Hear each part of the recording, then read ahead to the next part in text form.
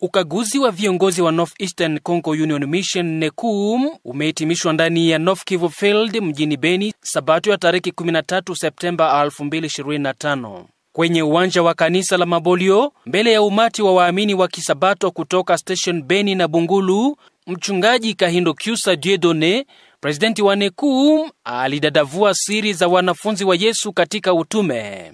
Alialika wahudhuriaji kuzingatia mambo haya nikimnukuu: nyakati zote ni za mahubiri. Hekalu ni laboratory.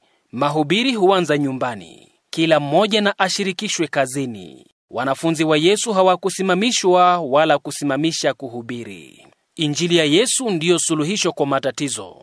Nini mtazamo wa presidenti wa NECUM baada ya ukaguzi hapo Butembo, Lubero, hatimaye Beni? Mtazamo wetu, makanisa yangekuwa vizuri yahusike katika mahubiri, lakini si wote, ni wachache ambao wanahusika katika mahubiri. Mambo ya mapato ya uaminifu, afadhali pale ni vizuri kidogo, lakini namna wanajitoa katika kazi, mambo yatakuwa mazuri na tunayotumaini kwa sababu wana juhudi ya kutumika kazi ya Mungu. Beni, Butembo na Lubero washirikishwe katika mahubiri. Na jambo la pili, wabadilike katika maisha yao. Na jambo la tatu, kila mmoja atumie talanta yake. Na jambo la nne, watafutishe kazi ili wawe wakitoa zaka na sadaka katika uaminifu. Jambo la mwisho ni kutumika kazi ya Mungu katika umoja. Akizungumza kwa niaba ya wake wa wachungaji wastaafu katika Beni Field, Kaswera Kaniki ashukuria swala nzima la kugawa North Kivu Field kwa sehemu 3. Jambo hilo tunalishukuria sana. Kutokuwa halifurahishi.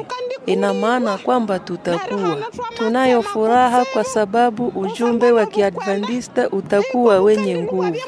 Huu ni uamsho wa Wasabato kwa ujumbe wa siku za mwisho. Lakini pia Reverend Paluku Sibitsomwa Josias, mchungaji mstaafu wa Kiprotestanti, baada ya kushiriki ibada hii, anatoa hisia zake.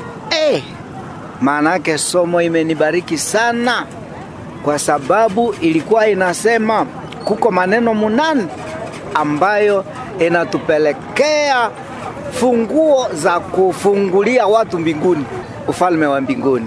Hii ni mara ya kwanza tangu nimekuwa mtumishi, lakini nilipokuwa ningali kijana mdogo, nilikuwa nashiriki mara na mara kwenye mikutano ya Waadventista, na walikuwa marafiki zangu kwa sababu walipenda Yesu sana na walikuwa wakimshuhudia, na nilifurahia hiyo, na nilikuwa nashiriki siku ya Sabato na siku ya Mungu naenda katika shule langu. Timu hili la ukaguzi linaendelea na kazi hiyo hiyo katika Kibali Ituri Mission. Kutoka Beni, mimi ni Silva Muindo kwa niaba ya Hope News. Hallelujah, Hosanna. Hallelujah.